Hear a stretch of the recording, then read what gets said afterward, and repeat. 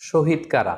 কোরআন আমাদেরকে জানিয়েছে আনা আমাল্লাহু আলাইহিম মিনান নাবিয়িন ও সিদ্দিকিন ওয়া শুহাদা ওয়াস সালিহিন। শহীদ দুই প্রকার, একটা হচ্ছে শাহিদুদ দুনিয়া ওয়াল আখিরা, আর একটা হচ্ছে শাহিদুল আখিরা।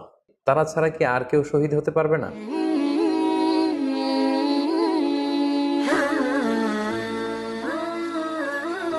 আসসালামু আলাইকুম ওয়া রাহমাতুল্লাহি ওয়া বারাকাতুহু।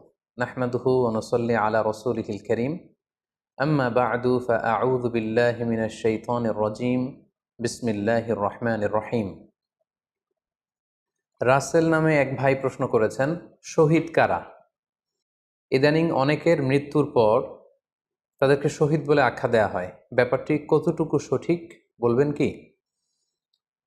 প্রিয় ভাই, রাসেলের উত্তরে আমরা বলতে চাই যে এ পৃথিবীতে আল্লাহর দ্বীনকে বাস্তবায়ন করতে যেয়ে অথবা বিজয়ী করতে যেয়ে কাফেরদের বিরুদ্ধে সশস্ত্র সংগ্রামে যে মুমিন ব্যক্তি নিহত হয় তাকে শহীদ বলে। আমি আবারও বলছি, আল্লাহর জমিনে আল্লাহর দ্বীনকে বিজয়ী করতে যেয়ে কাফেরদের বিরুদ্ধে সশস্ত্র সংগ্রামে যে মুমিন ব্যক্তি নিহত হয় তাকে শহীদ বলা হয়। সহিহ বুখারীর বর্ণনায় এসছে যে সাহাবারা আল্লাহ রাসূল সাল্লাল্লাহু আলাইহি সাল্লামকে জিজ্ঞেস করেছিলেন যে, হে আল্লাহ রাসূল, কারা আল্লাহর রাস্তায় জিহাদ করছে এটা আমরা কিভাবে বুঝবো? তার উত্তরে আল্লাহর হাবিব সাল্লাল্লাহু আলাইহি ওয়াসাল্লাম বলেছিলেন, মান কাতালা লিতাকুনা কালিমাতুল্লাহি হিয়াল উলিয়া ফাহুয়া ফি সাবিলিল্লাহ। যে ব্যক্তি আল্লাহর দ্বীনকে, আল্লাহর বিধানকে কিংবা আল্লাহর আইনকে বাস্তবায়নের জন্য, আল্লাহর দ্বীনকে বিজয়ের জন্য যে সংগ্রাম করে যাচ্ছে সেই আল্লাহর রাস্তায় আছে। আর সে আল্লাহর রাস্তায় থাকা অবস্থায় যদি কেউ মৃত্যুবরণ করে বা নিহত হয় তাকে ইসলাম শহীদ বলে ঘোষণা করেছে। তবে সেক্ষেত্রে একটি শর্ত রয়েছে, সেটি হচ্ছে দুন আগারাদিন মিন আগারাদিদ দুনিয়া। দুনিয়ার কোনো কারণে, দুনিয়ার কোনো লোভে পড়ে, দুনিয়ার কোনো স্বার্থের জন্য যদি কেউ আল্লাহ রাস্তায় জেহাদ করে মৃত্যুবরণও করে, সে শহীদের কোনো মর্যাদা বাদাম আল্লাহ তাআলার কাছে নেই। কেননা আমরা হাদিস থেকে জেনেছি অনেক শহীদ কিয়ামতের ময়দানে আল্লাহ তাআলা তাদেরকে জাহান্নামে ফেলে দিবেন। আল্লাহ বলবেন যে, তুমি তো দুনিয়াতে জেহাদ করেছিলে যে মানুষ তোমাকে বীর বলবে, মানুষ তোমাকে সাহসী বলে ঘোষণা দিবে, বাহাবা পাওয়ার জন্য তুমি জেহাদে অংশগ্রহণ করেছিলে এবং সেখানে নিহত হয়েছ। তো তুমি নিহত হওয়ার পরে মানুষ তো তোমাকে বীর বলেছে, বাহাবা দিয়েছে, সাবাস বলেছে, যে কারণে তুমি এই জিহাদে অংশগ্রহণ করেছো সেটা দুনিয়াতেই তুমি পেয়েছো। তো আমার কাছে তুমি কি চাও? আমার কাছে তোমার জন্য কিছু নেই। Go to the hell fire, জাহান নামে যাও। তাকে আল্লাহ তাআলা উপর করে জাহান নামে নিক্ষেপ করবেন। তো এজন্য শর্ত হচ্ছে যে দুনিয়ার কোনো স্বার্থে নয়, শুধুমাত্র কেবলমাত্র আল্লাহর দ্বীনকে আল্লাহর জমিনে বিজয়ী করার জন্য যদি কেউ সশস্ত্র সংগ্রামে নিহত হয় তাদেরকে শহীদ বলা হয়। এখন প্রশ্ন হচ্ছে, যারা কাফেরদের বিরুদ্ধে জেহাদ করতে যেয়ে যুদ্ধে নিহত হলো তারা শহীদ, তারা ছাড়া কি আর কেউ শহীদ হতে পারবে না? এই প্রসঙ্গে আমরা বলবো যে বেসিকলি ইসলামী শরিয়াতে শহীদ দুই ধরনের। ইবনু হাজার আল আসকালানি উনিও শাহাদাতের প্রকারভেদ করতে যেয়ে বলেছেন যে শহীদ দুই প্রকার, একটা হচ্ছে শাহিদুদ দুনিয়া ওয়াল আখিরা, যেটা আমরা বলেছি যারা আল্লাহর রাস্তায় নিহত হয়েছে তারা। আরেকটা হচ্ছে শাহিদুল আখিরা, যারা দুনিয়াতে আল্লাহর রাস্তায় নিহত হয়নি কিন্তু পরকালে তারা শাহাদাতের মর্যাদা লাভে ধন্য হবে। প্রথম প্রকার হচ্ছে শাহিদুদ দুনিয়া ওয়াল আখিরা, যেটাকে আমরা বলি শাহাদাতে হাকিকি, মানে প্রকৃত শহীদ। এরাই হচ্ছে মূলত শহীদ। এদেরকে আল্লাহ তাআলা মৃত বলতে নিষেধ করেছেন। আল্লাহ তাআলা বলেছেন, ওয়ালা তাকুলু লিমান ইউকতালু ফি সাবিলিল্লাহি আমওয়াত বাল আহইয়া ওয়ালাকিন লা তাশউরুন। যারা আল্লাহর রাস্তায় জীবন দিয়ে নিহত হয়েছে তাদেরকে তোমরা মৃত বলো না, বরং তারা জীবিত।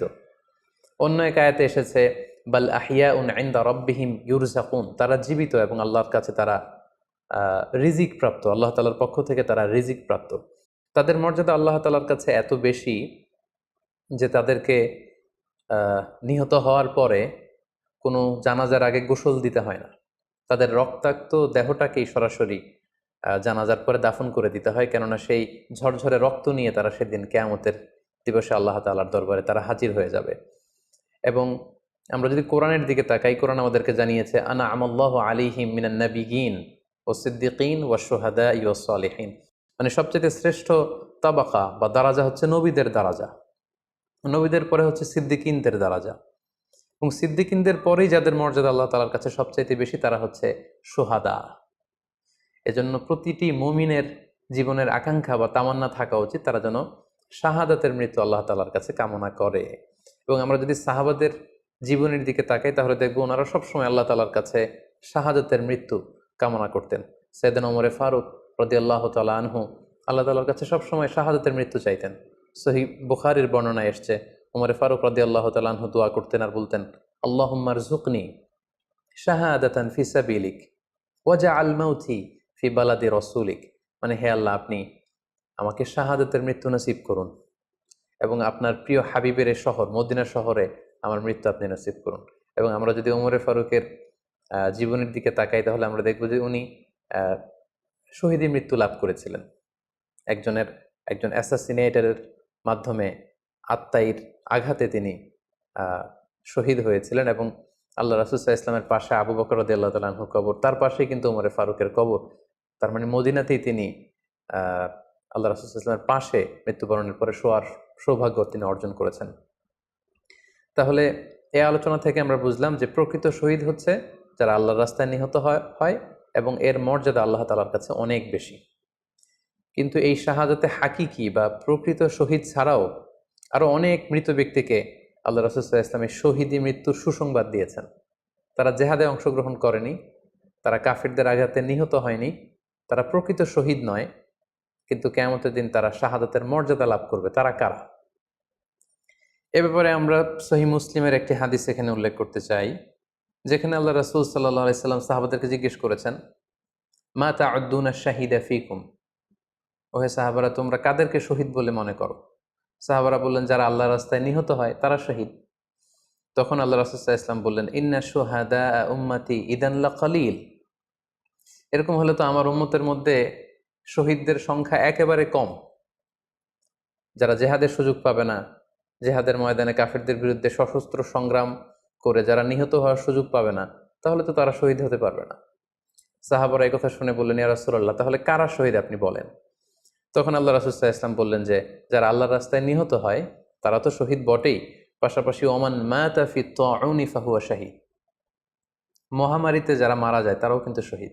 প্লেগ রোগে বা মহামারীতে, এই যে করোনা ভাইরাসের সময় যারা ঈমানের সাথে ইন্তেকাল করেছে তাদেরকেও আল্লাহ তাআলা শাহাদাতের মর্যাদা দান করবেন। ওমান মাতা ফিল বাতনি ফাহুয়া শাহীদ, পেটের পীড়ায়, পেটের কোনো রোগে যদি কেউ আক্রান্ত হয়ে মারা যায় সে কিয়ামতের দিন শাহাদাতের মর্যাদা লাভ করবে। ওয়াল গরিকু শাহীদ, পানিতে ডুবে যদি কেউ মারা যায় সেও শাহীদ। এভাবে অন্যান্য আরো অনেক হাদিসে, কোনো হাদিসে 5 জন, কোনো হাদিসে 7 জন, কোনো হাদিসে আরো বেশি, এভাবে আরো অনেক ব্যক্তিকে আল্লাহ রাসূল সাল্লাল্লাহু আলাইহি ওয়াসাল্লাম শাহাদাতের মর্যাদা লাভে তারা কিয়ামতের দিন ধন্য হবে এই মর্মে তিনি আমাদেরকে জানিয়েছেন। সুনানে নাসাইর একটি বর্ণনা থেকে আমরা জানতে পারি আল্লাহর হাবিব সাল্লাল্লাহু আলাইহি ওয়াসাল্লাম বলেছেন, মান কুতিলা দুনা মাজলামাতিহি ফাহুয়া শাহীদ, অন্যায়ভাবে যদি কাউকে হত্যা করা হয়, হি ইজ ডিফেন্ডিং ইনজাস্টিস, অন্যায় প্রতিরোধে সে মারা গিয়েছে, এরকম মৃত্যুকেও তিনি শাহাদাতের মৃত্যু বলে ঘোষণা করেছেন। সুনানে তিরমিজির আরেকটি বর্ণনায় আল্লাহ রাসূল সাল্লাল্লাহু আলাইহি ওয়াসাল্লাম আরো কিছু ব্যক্তিকে শহীদ বলে ঘোষণা করেছেন। যেমন তিনি বলেছেন, মান কুতিলা দুনা দীনিহি ফাহুয়া শাহীদ, কেউ তার দ্বীনকে হেফাজত করতে যেয়ে যদি মৃত্যুবরণ করে সে শহীদ। ওমান কুতিলা দুনা দামিহি ফাহুয়া শাহীদ, নিজের রক্ত বাঁচাতে যেয়ে যদি কেউ মৃত্যুবরণ করে শহীদ। তার সম্পদ বাঁচাতে যেয়ে যদি মৃত্যুবরণ করে সে শহীদ। তার ফ্যামিলিকে সেভ করতে যেয়ে কেউ যদি মৃত্যুবরণ করে সেও শহীদ। তার সম্মান, ইজ্জত, তার স্ট্যাটাসকে বাঁচাতে যেয়ে যদি কেউ মৃত্যুবরণ করে সেও শহীদ।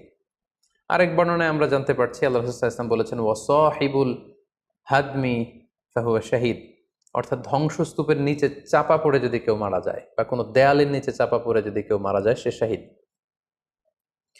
ওয়াসাহিবু যাতিল জানবি শাহীদ, অর্থাৎ ফুসফুসের কোনো রোগে, লেটসে লাং ক্যান্সারে যদি কেউ মারা যায়, ফুসফুসের কোনো ভয়ানক রোগে যদি কেউ মারা যায় সে শাহীদ, শহীদের মর্যাদা পাবে। আল হারিকু শাহীদ, আগুনে পুড়ে যদি কেউ মারা যায় সেও শহীদ। ওয়াল মারআতু তামুতু বিজুমআইন শাহীদ, বাচ্চা পেটে ধারণ করেছে, অর্থাৎ গর্ভবতী মা যদি এই প্রেগনেন্সির কারণে কিংবা বেবি ডেলিভারি করতে যেয়ে যদি মারা যায় সেও কিন্তু শহীদদের কাতারে দাঁড়াবে। এভাবে আমরা বিভিন্ন হাদিসের আলোকে এবং আল্লাহ রাসূল সাল্লাল্লাহু আলাইহি ওয়াসাল্লামের সুসংবাদ বাণীর আলোকে আমরা বুঝতে পারি যে আল্লাহর রাস্তায় যারা জেহাদ করে আল্লাহর দিনকে বিজয়ী করতে যে মৃত্যুবরণ করেছে তারা হচ্ছে প্রকৃত শহীদ। তাদের মর্যাদা আল্লাহ তাআলার দরবারে অনেক অনেক বেশি।